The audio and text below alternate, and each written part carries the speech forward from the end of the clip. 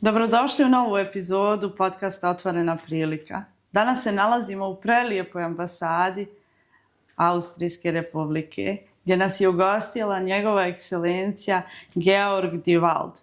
Thank you for your hospitality and thank you for being part of Open Opportunity.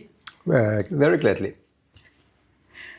What did your journey into diplomacy actually looks like? Was it something that you plan and dream from the beginning of your life, or it happens like something from the sky? I would say it didn't happen from the sky, but it was something that had to develop a little bit in my case.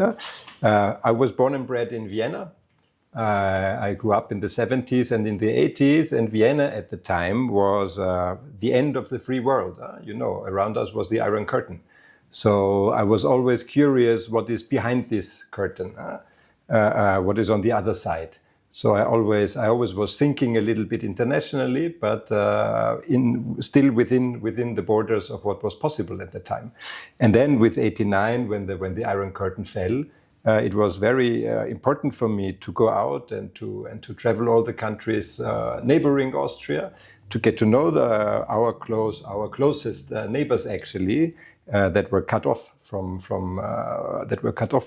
us, from Austria, from the free Western world for such a long time, and with that I think my wish to go international grew stronger. And how do you drive your personality to diplomacy as a career? Do you start what was your first step in that career? Well, my first step was I was working for a small political party in the city council of Vienna, and then I decided I would rather continue my career in the international in foreign policy. And so I went back to sort of university, and I studied for 1 year at the Diplomatic Academy of Vienna. And at the time, I was more thinking I would go to Brussels, because I thought this is where politics is happening. This is where everything that is happening in Europe and beyond is being shaped and crafted out. And I thought that was the most important place to be. But then studying this 1 year at the Diplomatic Academy in Vienna, we were making many study trips. I was getting to know some Austrian embassies, some Austrian diplomats. And I thought, wow, this looks like a super interesting job. If it's possible, why not try it? And so I tried the entrance exam into the Austrian Foreign Ministry. And somehow I managed to pass, and I've been working now for more than 20 years for the Austrian Foreign Ministry, and I have to say I didn't regret it one single day. Really? Yes. That's great. Yes, it is. I'm very happy. I think I'm very lucky. I think it's not only a very honorable job to do, representing Austria, representing Austrian interests abroad, but it's also personally extremely enriching. You get to know many countries, you get to know many people, and this is, I think, what is still is the most important thing for a diplomat, to reach out to people, to talk to them, to find out what is driving them, why is the country like it is. And of course, what helps is if you have a genuine interest in people and in interacting with people. And I think we're all social beings, and so I think this is the thing that I like to do most. Yeah. People here, when we talk about diplomacy, they think that is glamorous life. You go to balls, you go to so great meetings. But what was your one day like ambassador? Do you have just balls and everything, or is... Well, that would be wonderful. And to be honest, this flair of champagne receptions was, of course, something that was very attractive for me as well. But to be honest, no. The daily life of a diplomat is a little bit different. I mean, first of all, I'm also a private person. I live here with my youngest daughter. She's 17. So I get up in the morning, I make breakfast for her, I walk the dog, and then I come to the office. And then, of course, a regular day starts. We have briefings on current topics, what is in the newspapers, what will happen during the day. We have many meetings within the embassy. We have many meetings, of course, outside the embassy. We have meetings with politicians, with the international community, very much so with our many business, Austrian business here. We have more than 200 Austrian companies employing roughly 8,000 people here in Bosnia and Herzegovina. So it's very important for me to reach out to them, to have a feeling also, how are they working? Is everything going all right? Do they need some support from the embassy? And of course, we also try to strengthen our bilateral trade. We try to attract more Austrian investors here. This doesn't happen by itself. So we need to be active, and I very much like to do this. When you first time arrived in Bosnia and Herzegovina, what was your first thinking about it? Well, the thinking was, I love the landscape. With the airplane, you fly over this country and you see the wonderful, very scenic mountains and this nice valley here of the Miljačka, and it looks incredibly nice. And then, of course, when you land, you still see the scars of the war, which, of course, in the beginning was surprising for me. But of course, knowing how important this time was, knowing how difficult it is to overcome all the differences and all the many grievances that still exist, I got to understand it a lot better. But then, of course, the one thing that is really striking to me every time again is how warm the people are, how friendly they are, the big hospitality of the people here, and how friendly we as foreigners, I as Austrians, are received in this country. You mentioned your youngest daughter. She is with you. Yes. Do she like Bosnia? Yes, actually. Well, she goes to the American school here. She has a couple of friends, and yes, absolutely, she likes the atmosphere of the town. It's a very nice city. It's also a nice city for young people, I think. She can go out in the evenings. And to be honest, for me, as a father of a young daughter, it's also very important that it's a very safe city. I have no problems. She goes out and she tells me what time she will be back. I don't have to be worried. I know everything is going to be fine, and she can enjoy also the nightlife of Sarajevo. Do you enjoy nightlife in Sarajevo? I think not as much as my young daughter does. No, I think she is the younger of the two of us. She should do this. I have some experiences, but the long nights, that is still a while ago for me. You travel all around Bosnia and Herzegovina. What part of Bosnia and Herzegovina will surprise you the most, and what part will you say it's most beautiful in Bosnia?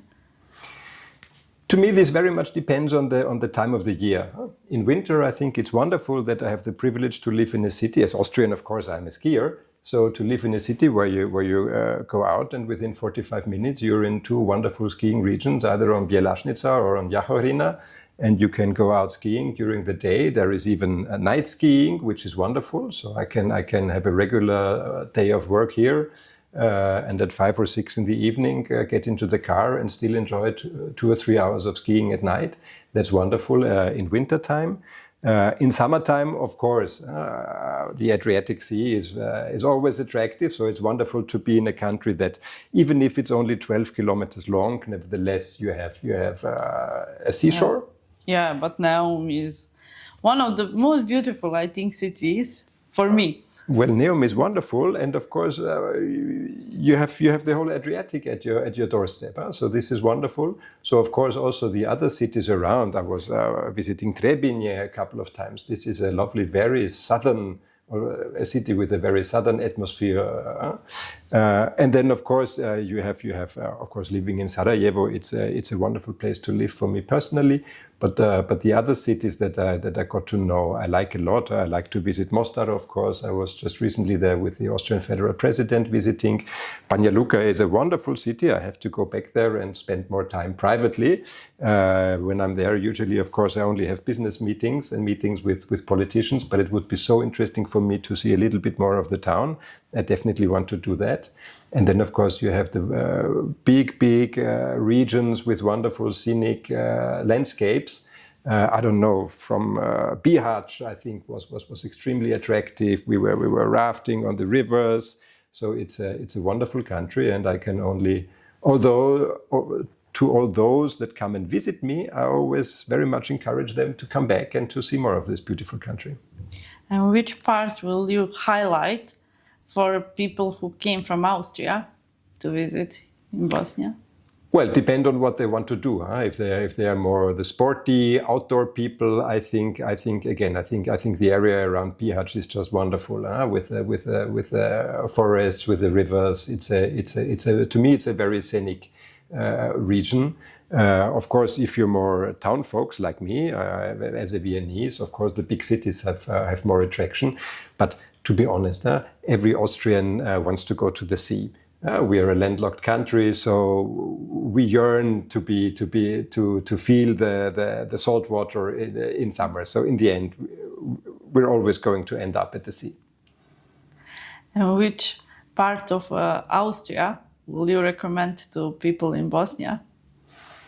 I'm a proud Viennese. I can only recommend Vienna, of course. This is obvious, but no, I think Vienna has really a lot to offer for everyone who wants to visit. But of course, in Austria, we worked very hard on creating an atmosphere and an offer that you can visit at every time of the year. In winter, of course, we have the big skiing areas.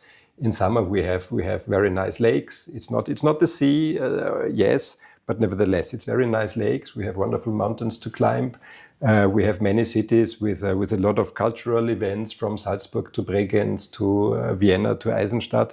So a lot to offer, and I think I would really like then to talk to the people. What exactly do you want to have? And then I'm sure there is something to visit, or rather many places to visit in Austria. I know. I visit some of them, and I love it. Yeah. That's good to hear. Yes. And what about meals here? Do you love our cooking? Of course, it's difficult not to fall in love with the Bosnian cuisine. It's more difficult to keep the weight with which you arrived here. Of course, I think cevapi, of course, it's the number one meal and the very emblematic meal here. So it's very important. And then, of course, if people come to visit me and they ask me which cevapcinica is the best, okay, then you need to know your stuff. So you need to try a lot, which I did with a lot of pleasure. So now I do have my favorite, but this is a really nice place, or these are really nice places, better to say. It's a lovely atmosphere. It's in the old center of the town. It's great to be there every time again. And what about sweet? Well, with sweet, I have a sweet tooth, to be honest. So I like to eat sweets, and of course there are many sweets here. Maybe the one thing that I eat most is I start the day with the bosanska kava, and then I need to have a piece of rahat lokum with it. Really? Yes. That's so lovely to hear, because when someone from Vienna, you always mention šeher torta. Well, sacher torta, of course. That's good. The highlight, I think, of the sweetness. Well, in Vienna, yes, but if you're here, you have to go Bosnian. Yeah. Yes. And I'm glad to hear that. You travel all around Bosnia and you meet young people. What do you think? How our young people think, and what is their main concern, and what they like when they talk with you? What feeling you have about young people in Bosnia? Well, first of all, I'm always surprised how easy it is to get into contact with them. So I have the impression that they are very open people. I'm always admiring the level of English they have. So it's always absolutely easy. Ja učim bosanski, ali je težak za mene. That's why I'm always extremely impressed how well these young people speak English, and therefore how easy it is to get in contact with them. And then, of course, the big question always is, what about the future of this country? And then, of course, we all know that this is not an easy question for them. Yeah. we know. What about opportunity that embassy offer to young people? Do you have often some opportunity for young people in Bosnia and Herzegovina, like summer schools, like some scholarship or something? Well, we as embassy, we do not have these special programs. But what we have is, of course, we have many institutions in Austria that offer some sort of scholarships. Maybe apart from the students, where of course there is a lot happening, we have institutions like, I don't know, the Forum Alpbach, where young people come together in a very scientific atmosphere to talk about current topics, and then we always have grants for people from Bosnia and Herzegovina to go there. We have all different sort of summer schools, but maybe with universities. We have right now roughly 3,000 Bosnians studying in Austrian universities, which is really a very, very high number.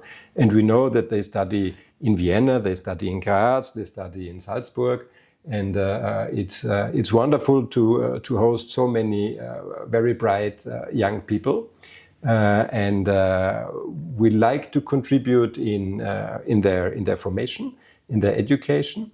But of course, what is very important for me as an ambassador from Austria here to Bosnia and Herzegovina, to see to it that they come back and that they help building this country and to help create a better future for this country.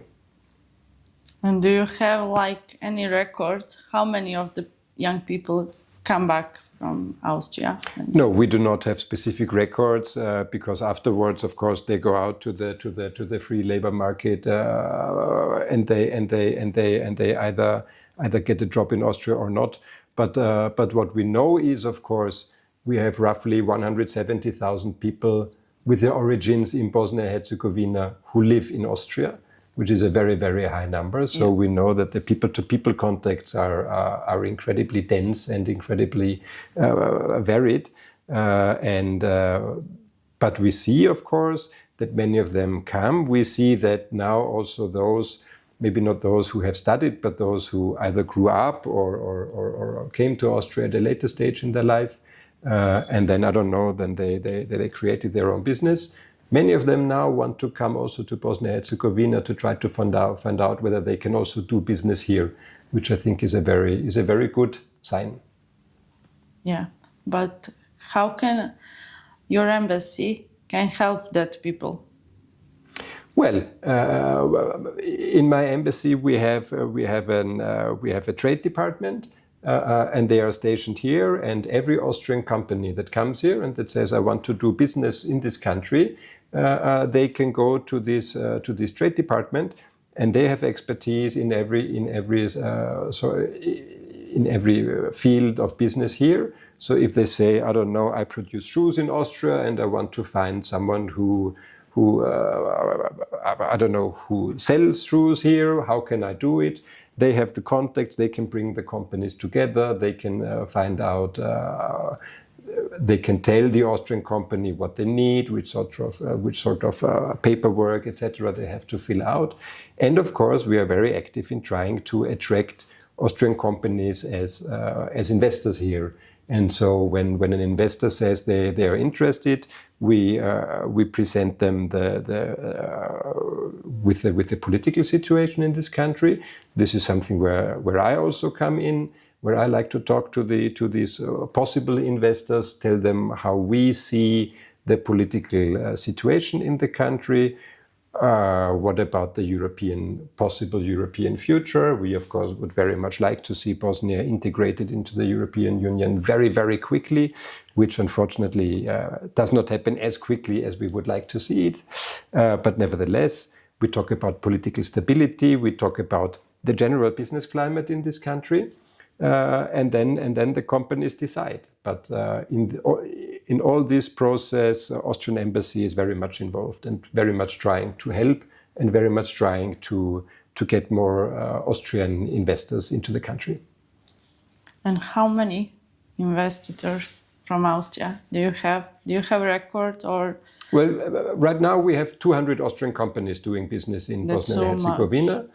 And they are both. They are in the Republika Srpska, they are in the Federation, they are in the Beču district, as you know.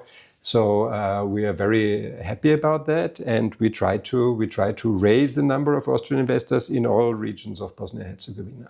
Is it possible for let's say, young people to call your embassy and said, I have the great business plan. Can you help me to find the investors?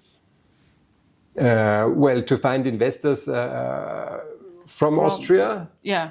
Well, I think to say, what about investors that already are Austrian companies that already are in Bosnia and Herzegovina? I think this would be possible for us because those we know. Yeah. Just to say which Austrian company might be interested in this would be difficult for us because we have only the expertise, of course, about the Austrian companies that already are here. But of course, there are many places in Austria and many institutions in Austria that would have this knowledge. So we would refer them definitely to them. That's very big information for young people, because now startups is something that young people starting in Bosnia and Herzegovina. What is your opinion about that? Well, I think that's very good. I'm very glad also to see this and to see that Bosnia has such a vibrant and growing startup community. In Austria, we can experience the same thing. Actually, we have a big startup event every year, end of May. Last year we had it in Vienna, and there were 15,000 people participating. It's a two-week event, and of course we also have regional programs. We have especially a program for Southeast European countries. So every company, every startup who is there visiting, there are specific programs where startups also from your country could get some expertise, could get some possible partners, could learn how Austrian companies are doing. And we had the deputy mayor of Vienna here in Sarajevo 10 days ago, and she brought with her two grants for Bosnian startups. So now we have two Bosnian startups who don't have to pay anything to participate in this event, and they will be present there at the end of this month. Wow, so nice. Yeah, well, I think it's only obvious. Huh? We are so closely connected. We have so many collaborations going on in so many fields. So, and I think especially in the startup scene, as I mentioned, young people are, I think, much more open and much more used to go international than when I was young. So, as a close neighbor, as a very strong friend of Bosnia and Herzegovina, I think it's only natural that we also have cooperation in this area. Me too. Which sector do you see like more potential for startups in Bosnia and Herzegovina? What I hear from my trade and economic department is that it is especially the sectors of health and digitalization, and that digitalization is something that we see in Austria happening at a very, very high speed. Many Austrian companies have been learning over the last couple of years how important it is not only to be a good company, but also to have a good digital branch. And therefore, I think this is something that is also true for the Bosnian economy. So I think this is it. And of course, the health sector, when we go back again to the roughly 170,000 people with their roots in Bosnia and Herzegovina who live in Austria, health tourism is becoming more and more important. And we see many people who have been working in Austria and now want to come back to their home country. They also need people. People do get older, so the health system is getting more and more important. Recently, you have a visit of the president of Austria. How would you describe that? Well, I think, of course, as usual, the federal president is the highest-ranking person in a country. So if he visits, it's an important signal, first and foremost. It's a signal of not only of interest, but it's a signal of friendship. It's a signal of closeness, and it's a signal of we want to show that this close friendship also goes to the very highest levels. So I think it was a very, very important sign. We all know that there are not so many heads of state coming to visit Bosnia and Herzegovina, so I was very glad about this visit. I was very glad that the federal president also took the time to stay for 3 whole days. We had a very rich programs. We met many people. He was able also to go through the country. He was visiting Mostar to see the bridge. So, and of course to see the region in between while he was traveling. So it was very important for him not only to stay in Sarajevo, which is a wonderful city, but as we all know, even I have to admit, coming from Vienna, capital is important, but it's also important to go to see a little bit more of the country, and that was possible. So I was very happy about the visit, and of course also about the good meetings that we had. What that means for the young people that visit? Is it something like, let's say, highlighting everything, because everybody's seeing the news and everybody was so happy about coming, and what does that mean for the young people? Well, I think it was a signal of our friendship, which is also, I think, important for the young people to see that Austria is a close friend. But it was also, I think, a very important signal concerning the European future of Bosnia and Herzegovina. Austria is one of the strongest supporters of a quick integration of Bosnia and Herzegovina into the European Union. And this was, of course, also the main topic of the visit of my federal president, to encourage all the politicians to do the final steps, to make the final reforms so that finally the EU accession negotiations can really start. It still is not the case. Unfortunately, we would like to see it happen. We would like to see it happen very, very quickly. And we would like to see an integration of Bosnia and Herzegovina into the European Union as quickly as possible, because we know it's in the interest of the Bosnian people. We know a vast majority of Bosnia and Herzegovina wants to be part of the European Union. The same is true for Austria. We want your country to be in as well. And we know it's also in the strategic interest of Austria and of the whole European Union. The whole Western Balkans is surrounded by EU member states. It's not clever to have a region sort of in our inner courtyard, which it is, which is not part of the Union, and which still has problems of stability, which still has problems of defining their own future, which still has problems between the countries, between the 6 Western Balkan countries. This creates instability. This makes it longer and more difficult to get closer to the European Union. This is not in our interest. So we will keep supporting Bosnia and Herzegovina, and we will keep telling the politicians we want you. And that's why I was very glad that this was the main message of my federal president in his visit. Did this visit open a door for new programs for young people and for people in Bosnia, actually?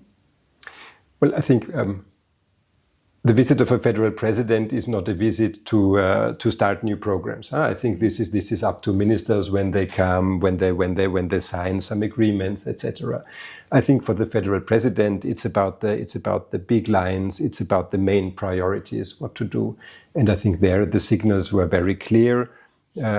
We stand behind you. we are close friends. We want to have even more cooperation. There was a business forum. We want to intensify our economic cooperation. And again, we want to support you on your way to the European Union. Are we on good steps to European Union? Well, I think all the conditions are here. I think it would be possible. I think, and when we look around, I think you can see you have a neighboring country, Montenegro, who is doing terribly well. They are on the path to conclude all the negotiation chapters this year, which is a huge achievement. It would be the first Western Balkan country to do this. So I think it would also be a very good signal for the population, and of course also I hope for the politicians to see if you really want to do it, if there is enough political will, you can do it, and this would be very important. So I think good on the way. I think the preconditions are here, but it's just not happening yet. But where do you see a relationship between Austria and Bosnia and Herzegovina in the next 5 or 10 years? Well, I think we will continue to be extremely close. Only if you look at the many people with Bosnian origins living in Austria, and then if you factor in 3,000 students right now, they will continue to be an important bridge between our two countries. I'm very sure that our economic cooperation will keep intensifying, that we will get more Austrian investors. And I am very much convinced that the next steps will be taken in Bosnia and Herzegovina to get closer to the European Union. And with that, the whole topic of getting closer to the internal market, with a better infrastructure in the country, we very much hope that Bosnia and Herzegovina will also use all the chances that are here in the growth plan with the reform agenda. It would be wonderful if Bosnia would implement all the reforms that are on the table, and they would be rewarded with up to 1 billion euros from the European Commission for this. Unfortunately, we do not see here as well enough progress. If there would be more willingness, if there would be more political will to do it, I think this would also be a very important opportunity for the country to improve, and in the end, that the population gets rewarded, and that they get better infrastructure, better schooling, better health system, etc.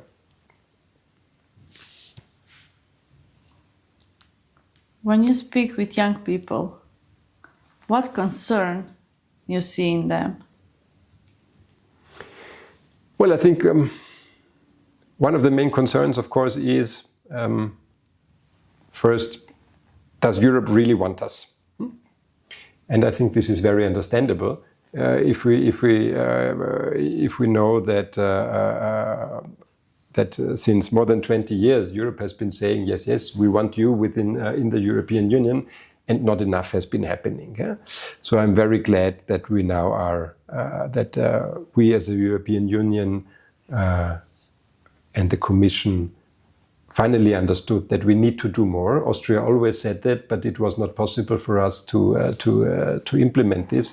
Now we are on the right path. So I think this signal is there. So I think the signal is very clear, and I'm very convinced that also the youth here understands it. But of course, for them, the problem is, or the big question is, do I see my personal future in this country, or do I see my personal future in a different country? And what would you say to a person who want to go to Austria, like they don't want to stay here? What would you say to them? Well, I would definitely tell them it's not up to me to tell young Bosnian people what to do. This is not what I'm here for. I could, of course, tell them that Austria is a wonderful place to live, and that if you have a good education and good ideas, you can have a wonderful life there. But what I found out over the last 1.5 years that I've been living here is people in Bosnia and Herzegovina love their own country, and it's very difficult for them to move away. and not to feel homesick and not to actually want to come back. So that's why I'm very glad that more and more I see young people who say, I know I would have a good future in an EU member state, maybe even in Austria, but nevertheless I want to stay here and I want to create something here and I want to help making this country stronger and keep living in this country and help create a new Bosnia and Herzegovina. What is similarity between people in Austria and people in Bosnia and Herzegovina? I think there are many similarities. Huh? You know, there is the saying that the Western Balkans start at the Rennweg, which is a place, which is a street in Vienna, and it used to be the home of Metternich, who created this saying. But I think there is some truth in it. Huh? I think the personalities are quite similar. Huh? I think we in Austria, here in Bosnia and Herzegovina, we know there are rules are important, but sometimes we also know that there is a way around and that we can live with it if not every rule is for 100% kept, and it's okay. I think we share our sense of hospitality. I think that people like to host. I like to host here. And again, as I said, I feel very, very welcome here in this beautiful country. So I think there are many similarities, and of course, I mean, when you think about the history, when I walk through Vienna, when I walk through Beču, I can see where this comes from, and I can see what happened 150, 160 years ago here. So this is something. Our relations go back quite a while, and that's why I think also it's easier, maybe easier for us Austrians to understand this region than for many other European countries. I think also few of most beautiful buildings in Beču are actually remain from Austria. And what do you feel when you see them? Well, I feel Pride? pride. It's difficult for me to feel proud of a time that is 150 years gone by, but I can say I feel closeness. I feel related to it. I know what was happening at the time. I know also when you talk now, especially about these beautiful buildings in the neo-Moorish style. I know how this happened. I know that there were many Austrian architects coming here, and that the Austrian administration was thinking, well, how should we build our buildings here? And that they didn't say, okay, we do the same things as everywhere else, but that they said, no, this is a Muslim part of the empire, and we need to think about something different. And that's why they sent architects to Cairo, to southern Spain, to the Mideast, to study the Oriental style of building. And they came back with these experiences, and then they created this very distinct, very own neo-Moorish style, which then I think it was one of the first buildings was in Beču, which they created, and afterwards the Vijećnica here and many other buildings. So I think this was a very thought-through way to show, as the Habsburg Empire, to show the respect to the population here, to say we respect your faith, and we want to. That's why we want to do things different here than in other parts of the empire. So I think with this knowledge, I feel related, and I feel, of course, astonished by the beauty of the buildings. That's more beautiful buildings in the city. So, what would you say to young people in Bosnia and Herzegovina? To one message to all young people in Bosnia and Herzegovina? Well, I would say, stay as open as you are, as I experience them. Be open to international trends. Look around yourself. Don't think that where you live that this is enough. look around. But in the end, be pro-European. I think this is very important. And then, in the end, make up your decision. What you think, what is most important in your life.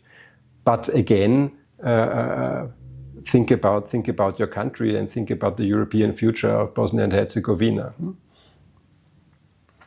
Thank you. Hvala vam. Hvala vam, ambasadore. Thank you. Gledali ste još jednu epizodu podcasta Otvorena Prilika. Vidimo se uskoro. Hvala. Coffee or tea? Coffee. Early morning or late nights? Rather late nights. Mountains or river? River. City or nature? Always city. German or English in daily work? In daily work, more German. History or future? History. Book or podcast? I'm still with books. Šeher or roštilj? Roštilj. Summer or winter? Summer. Dog or cats? Dogs.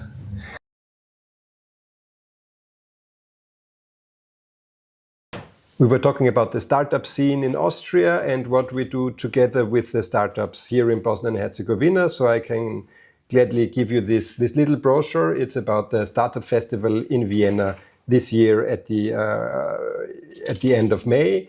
You will see inside all the programs, what is happening. This was Vienna in 25. As I said, 15,000 participants. 95 countries represented, so it's very, very international. We have, especially, these are all the partners. Here you can see all the different countries that were participating, and you can see more than 1/3 was coming from Central or Southeast European countries. So we are here. As usual, these are our closest neighbors, so very dear to us. And then, of course, a short overview of what is going to happen this year. And as I was telling before, already 2 Bosnian startups will be there with a grant from the city of Vienna. Thank you. There you go. Thank you.